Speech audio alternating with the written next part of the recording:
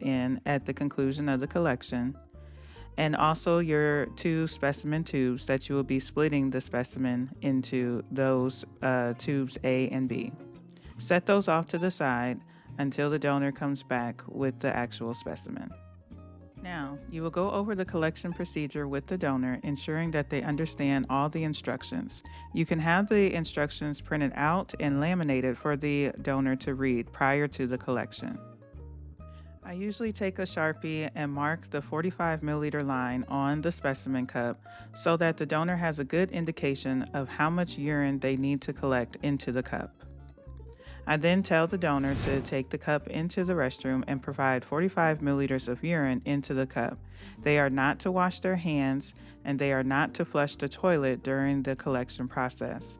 Once they are finished, they are to bring the cup directly back out to me so that I may check the temperature of the specimen. Give these clear instructions to the donor and then hand them the specimen cup. While you wait for the donor to bring back the goods, you need to put on your gloves. Y'all, don't be out here handling nobody's urine without your gloves on. That is gross. Put your gloves on. A few minutes later. Okay, so we have the urine, and now we are going to check the temperature within 4 minutes of receiving the specimen cup from the donor. When you look at the temperature strip, you are going to look for a green dot to appear between the 90 and the 100. As you can see on the cup, it is appearing on the 94 or the 4. So look for that green dot, and that is going to be your indication that the temperature is within range. If you do not see a green dot or any dots on the temperature strip, that means that the temperature is out of range, and we will be going over that procedure in a different video because there is different things that you have to do. So look for that green dot. Looks just like that. And then you can go ahead and proceed with checking the rest of the specimen. When I'm checking specimens, I use the TQQ method. So temperature, quantity, quality. So we have the correct temperature. Now we need to look at, do we have 45 milliliters? Yes, we do. And then we're going to look at the quality of the specimen and make sure that it looks right. So does it look like urine? Does it have bubbles in it like urine should? Does it have a weird smell to it? Not that you have to like stick your nose down into it, but is there like a bleachy smell coming off of it or something? Like you need to check the quality and make sure that it doesn't look crazy or anything that you need to document or maybe even call the DER about or maybe even do a direct observation. So now back to our CCF form. We're going to check mark the box that says urine because this is a urine screen. Then under collection, we're going to check mark the box that says split because all DOT collections are going to be split between test tube A and test tube B. Then you're going to come down to the temperature. It says collector reads temperature within 4 minutes. So we did that and the temperature was within range. So we're going to check mark the box that says yes. If you do not have any remarks to put in, unless there's anything that you need to notate, like maybe the donor flushed the toilet during the collection process, then you would put that note into the remarks section. Now, separate your two specimen tubes by pulling them apart and breaking the seal. And then you're going to pop open your first tube. You get to choose which tube is specimen tube A and which one is B because they are not labeled. So go ahead and open specimen tube A, and then you're going to take your urine specimen and you're going to pour 30 milliliters into specimen tube A very carefully. Be careful not to spill your specimen. 30 milliliters is usually up to the second line that you see on the specimen tube.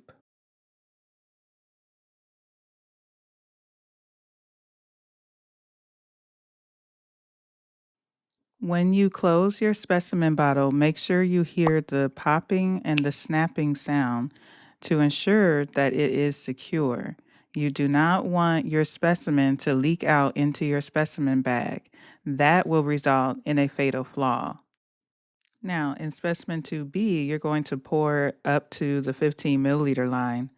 and the excess urine you can dump out into the toilet. This is usually the time where I pause on the collection and I tell the donor to follow me into the bathroom. I inspect the bathroom, pour out the excess urine, remove my gloves properly, wash my hands. The donor is washing their hands. And then we go back to the collection site area and wrap up the rest of the collection process. Make sure that you never leave the donor by themselves with their specimen.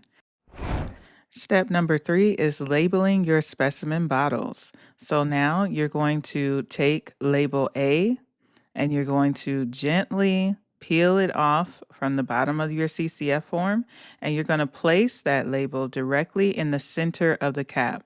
So that circle that says place over cap, you're going to place that directly in the center of your specimen bottle cap. Now, you want the sides of your label to go down the sides of the specimen bottle, but you are not going to cover the front latch or the back latch with your label. So you want to make sure that you're placing your label so that the sides go down the sides of the specimen bottle on the left and the right, not over the front and the back. If you place the label over the front latch or the back hinge, it is going to rip. So you want to make sure you're placing it down the sides of your bottle and then conforming that label to the sides to make sure that it is secure. Once you have your labels attached to the specimen bottle, then you, the collector, can date the specimen seals, and then the donor will initial right under where you put the date at on the specimen seal. Please make sure that the specimen seals, the labels, are attached to the bottles before writing on them. The donor should not be filling out or initialing the specimen label while it is still affixed to the CCF form. So make sure that you put them on the bottles and then you, the collector, will date, the donor will initial. Step number 5, the donor signs the CCF. So we're going to flip the page to the MRO copy, and the donor is now going to fill in step number 5. There is a statement that the donor needs to read on step number 5 prior to signing. So basically, they're signing off that they have provided a specimen that is not adulterated. They are signing off that the collection process was handled properly. So once they read that statement and they agree, they will put their signature, print their name, put the date of the collection, put their daytime and evening phone number, and they will also put their date of birth and email address. You want to make sure that the donor fills in all of their contact information because the medical review officer or their assistant may need to contact the donor to conduct an interview about things that may have come up on their drug test. So, if any substances come up that could have a prescription, they will contact the donor to see if the donor has a valid prescription. They need the donor's contact information in order to do that. So make sure that the donor is putting down as much contact information as possible. Do not leave any blanks. Step number 4, the collector signs the CCF. So now the collector is going to provide their signature on the test facility copy in step number 4. So that means you're going to flip back to the front page, and the collector is now going to provide their signature, print their name, put the time and the date of the collection, and then don't forget that you have to write in the name of the delivery service that is picking up your collection. Now that we have finished the entire collection procedure, it is time to bag up the specimen.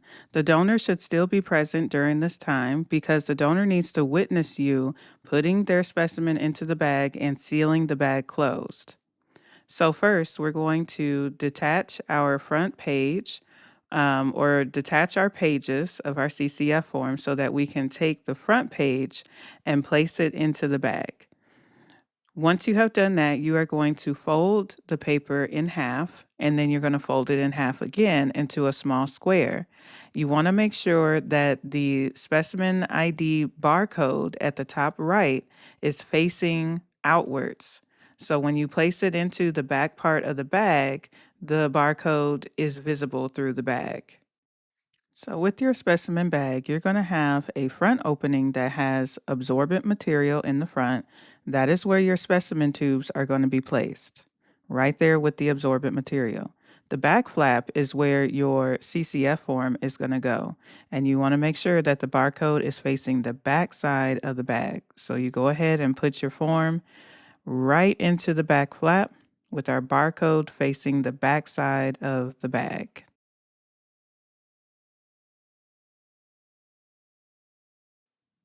Next, we're going to take each specimen tube and we're going to place it into the front flap with the absorbent material. So just place that right into the bag, and then you're going to get your other tube and place that one into the front as well. Now let's seal our bag closed. We have our specimen tubes and we have our form securely in the bag, so now let's seal it. Peel off the silver lining. Fold down the top flap over both openings. I usually take it down to the first words on the first line, and that is a good place to secure the bag. That way, nothing can come out of the front flap and nothing can come out of the back flap. You want to make sure that your specimen stays secure inside of your specimen bag.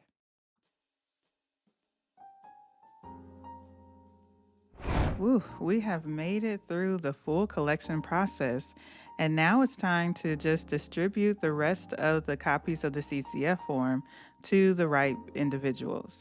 So, of course, the donor gets their copy right then and there, and you can hand it to them, encourage them to put their prescription information on the back of their copy so that they have it ready to go if the MRO contacts them.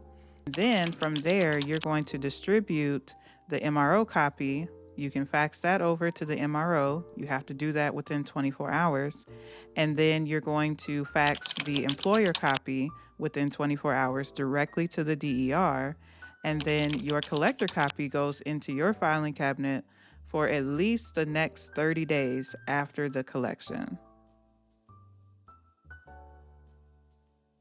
And that's it. Make sure that you are studying the 49 CFR Part 40 regulations.